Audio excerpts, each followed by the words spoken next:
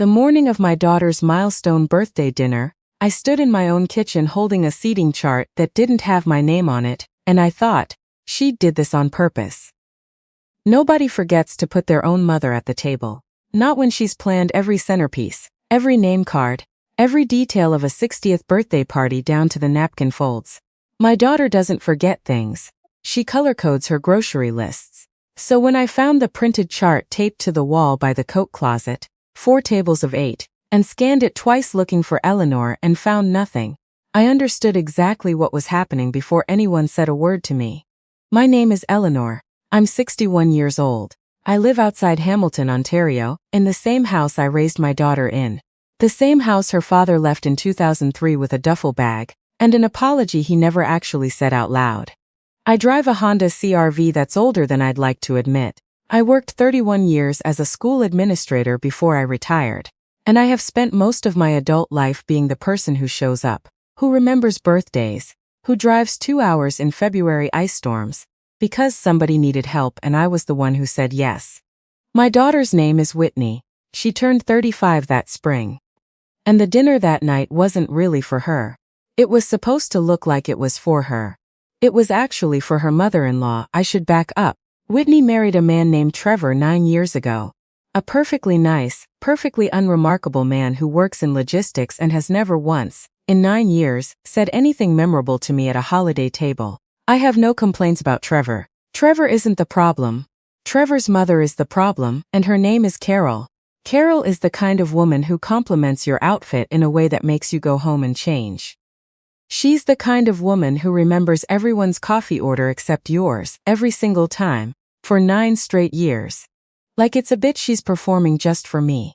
She has money, the old kind, the kind that comes with a lake house and a maiden name people recognize. And somewhere in the last decade, my daughter decided that Carol's approval was worth more than mine. I want to be fair here. I don't think Whitney set out to become someone who does this. I think it happened slowly. The way most painful things happen slowly. One small accommodation at a time, until one day you look up, and the accommodations have become the whole relationship. It started with little things. Christmas moved from my house to Carol's because Carol had the space. Easter moved to Carol's because Carol always did it that way before. Whitney started calling Carol for advice on things she used to call me about, nursery colors, school decisions, recipes that had been in my family for 3 generations before Carol ever tasted them. I adapted. That's what I do. I told myself it didn't matter who got asked first, as long as I was still asked. I told myself a lot of things to keep from feeling what I was actually feeling, which was that I was being slowly, quietly replaced by a woman with a lake house and better real estate. The 60th birthday dinner was supposed to be different. Whitney called me herself 6 weeks before and said she wanted to do something really special to celebrate this milestone, and she wanted my input on the menu. I cried a little after that call, which embarrasses me to admit. But I did. I thought finally. I thought maybe I had this whole thing wrong. I gave her my mother's recipe for the lemon cake my own birthday always had growing up. I suggested a few of my favorite people to invite. My sister Patricia, my old colleague June, my neighbor of 20 years Donna. Whitney said it all sounded wonderful. She said she'd handle the details so I could just relax and enjoy my own party. I should have known. When someone offers to handle the details of your own celebration, sometimes what they're actually offering is control over how visible you get to be in it. 3 weeks before the party, I noticed the planning had gone quiet. Whitney stopped calling with updates. When I texted to ask about the guest list, she said, "It's all coming together, Mom, don't worry about it," which is the kind of sentence that should worry you immediately.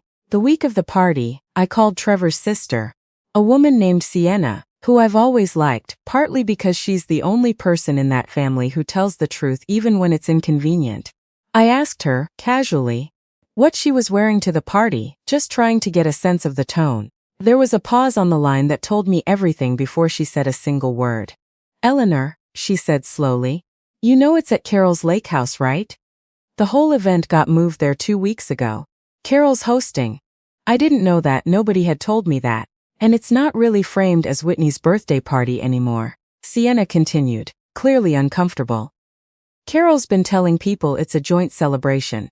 Her wedding anniversary is the same week, and honestly, Eleanor, from what I've seen on the invitations, it's mostly her friends. I think there's maybe a dozen people from Whitney's actual side. I sat with that for a long moment. Am I invited? Of course you're invited, Sienna said quickly. Too quickly. I don't know what the seating looks like. I haven't seen it.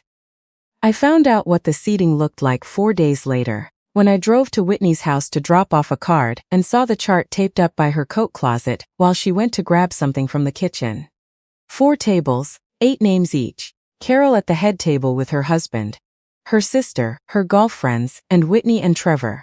My sister Patricia, my colleague June, and my neighbor Donna scattered at different tables, separated from each other and from me, because I wasn't on the chart at all.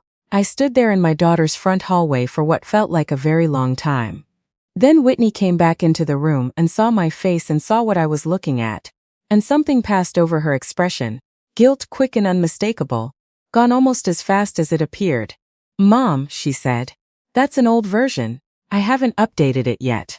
I looked at her, 35 years old, standing in her own front hall, lying to my face about a piece of paper I was holding in my hand. Okay, I said. I didn't argue. I didn't ask the follow-up questions that were lining up in my throat. I folded the card I'd brought, set it on the table by the door, and I told her I'd see her Saturday. Here's what I decided, standing in that hallway, in the time it took to walk back to my car. I was going to go to that party. I was going to wear something lovely. I was going to be gracious to every single person there, including Carol. And I was going to let whatever was actually happening happen. In full view. Without me lifting a single finger to stop it or soften it or smooth it. Over the way I had been smoothing things over for years. Because here is something I have learned in 61 years, that I wish someone had told me at 30. The truth doesn't need you to defend it. It just needs you to stop covering for the people who are avoiding it. The lake house was beautiful. I'll give Carol that. White string lights through the trees. A long dock lit with lanterns. A catering staff in black aprons circulating with trays. I arrived at 6, same time as the invitation said, wearing the deep blue dress my late husband used to call my good news dress, because I only wore it when something good was happening, which, looking back, tells you something about how rarely that was. I found my name card eventually, at the 3rd table I checked, wedged between a man I'd never met who turned out to be Carol's accountant, and an empty seat that nobody ever filled. Patricia was 2 tables away. June was somewhere near the bar. Donna hadn't even gotten a seat assignment and ended up standing by the dock for most of the night, which she later told me she actually preferred, because at least there she could see the water. Carol gave a toast around 8 o'clock. She thanked her husband, her sister, her golf league, her caterer by name, the florist by name. She mentioned Whitney warmly. The daughter I always wanted, she said, which got a small laugh from her table and a much smaller, tighter sound from mine. She did not mention me. Not once. Not even the collective nod toward family that I might have at this point, almost expected. I sat very straight. I did not cry. I have cried in worse rooms than that one, and I had nothing left to prove to anyone there about how composed I could remain. During the toast, Patricia caught my eye from her table. She didn't say anything. She didn't need to. My sister has known me for 58 years, and there is a particular look she gives me. That means I see exactly what's happening. And I am furious on your behalf. And I am going to let you handle it the way you want to handle it. What I didn't know, what I found out only weeks later, was that Sienna had been watching the whole evening unfold with her own kind of fury building. Sienna had never liked how her mother treated me, and she'd never fully understood why Whitney let it happen. Somewhere around 9 o'clock, after Carol's 3rd toast of the evening, this one a long, syrupy story about how she'd always thought of Whitney as the daughter she never had.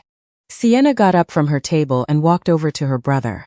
I didn't see this conversation. I only know what Trevor told me, weeks later, in a phone call I wasn't expecting and almost didn't answer.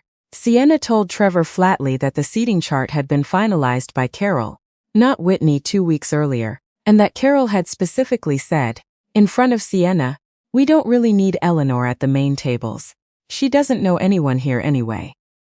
Sienna told him that Whitney had been in the room when Carol said it, and that Whitney hadn't said a word in response.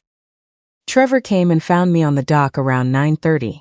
He's not a demonstrative man. In 9 years I think I'd seen him express something close to real emotion maybe twice. This was the third time. Eleanor, he said. I need to ask you something, and I need you to just tell me the truth. All right, I said. Did my mother plan this whole seating thing on purpose? The tables, leaving you off the chart, all of it? I looked at him for a long moment. I had promised myself in that hallway 4 days earlier that I would not perform anything that night. Not anger, not hurt, not forgiveness I didn't feel yet. Just the truth when it was asked of me directly. Yes, I said. I believe she did. He nodded slowly, like something was settling into place behind his eyes. I'm sorry, he said. You didn't do anything to deserve that. I know, I said. He walked back up toward the house. I watched him find Whitney near the bar. I watched him say something to her, low and quiet, and I watched my daughter's face change in real time. The easy party smile sliding off it like something had physically pulled it down. I don't know everything that was said between Trevor and Whitney that night. Or between Whitney and Carol after that. I wasn't there for either conversation. And honestly, by then I didn't need to be. I had already decided I wasn't going to manage anyone's feelings about this but my own. In the weeks after the party, my daughter called me twice. The first call, she cried and said I was making things weird by bringing up the seating chart when she'd already apologized for it being a mix-up. I told her, very calmly, that I hadn't brought it up at all. She had. And that I had Sienna's account of what Carol said in that room, word for word, and it didn't sound like a mix-up to me. Whitney went quiet on the line for a long moment. Then she said something I'll remember for the rest of my life. Why does it matter so much, Mom? You still came. You still had a good time, didn't you? I let that sit there for a second before I answered, because I wanted to make sure I said it right. I came because you're my daughter, I said. Whether or not I had a good time isn't really the point, Whitney. The point is that you knew, before I ever walked through that door, that there wasn't a seat for me at your table, and you let me find out from a folded piece of paper instead of telling me yourself. She didn't have a response to that. We hung up not long after, both of us a little raw. The second call came from Trevor, not Whitney, about 2 weeks later. He told me he'd had a long conversation with his mother, and an even longer one with his wife, and that going forward, family events on his side, as he put it, were going to look different. He told me that he'd specifically told Carol that I would be seated at the head table, at every family occasion from now on. The same as her, no exceptions, and that if she had a problem with that, the events could happen somewhere else entirely. I hadn't asked him to do that. I want to be clear about that, because I think it matters. I never once asked Trevor to fight a battle on my behalf. He chose to on his own, because he'd seen something that night that he couldn't unsee, and he decided it mattered enough to say something about. Whitney called again about a month after the party, this time without crying, which felt like its own small kind of progress. She asked if she could come by on a Sunday, just the two of us, no agenda. I said yes. She sat at my kitchen table, the same table she did her homework at for 18 years. And she told me she'd been thinking a lot about why Carol's approval had started to matter so much to her, more than mine ever seemed to. Even though I was the one who'd actually raised her. She didn't have a clean answer. I don't think there is one. Not really. I think some of us spend our whole lives chasing the approval that feels hardest to earn. And we mistake the difficulty for value. And somewhere along the way the people who loved us easily start to feel like background noise. I didn't make it easy for her, and I didn't make it hard either. I told her the truth, the same way I'd told Trevor the truth on that dock. I told her that being her mother had never once made me feel entitled to the best seat in any room, but it had made me feel entitled to a seat, period. Somewhere her own eyes could find me without searching. She cried again, but differently this time. I let her. Sometimes crying is just the truth finally finding a way out. Things between Whitney and Carol have cooled considerably since that night, from what I understand, though that's really not my business to manage or repair. What I do know is that this past Christmas, for the first time in 6 years, it was at my house. My sister Patricia helped me set the table. June came. Donna came. Whitney sat across from me, in the middle of the table, not at the head of it and not in the corner. Just there, where she'd always been when she was small, where I could see her face without having to look for it. I still have that deep blue dress in my closet. I wore it again last month. to nothing special. Just a Tuesday dinner with my sister, because I decided I didn't want to save it anymore for occasions that only counted if someone else approved of them.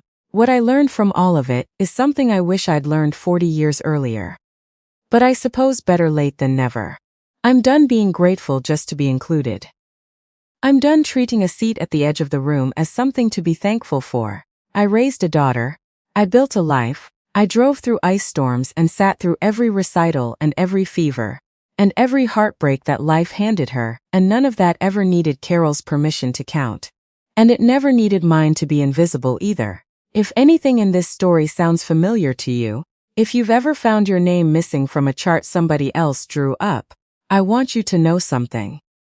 Being left off the list doesn't mean you don't belong in the room. It just means somebody else was deciding who got to belong. And they were never the only ones with that authority. You were always allowed to draw your own chart and put yourself right at the center of it.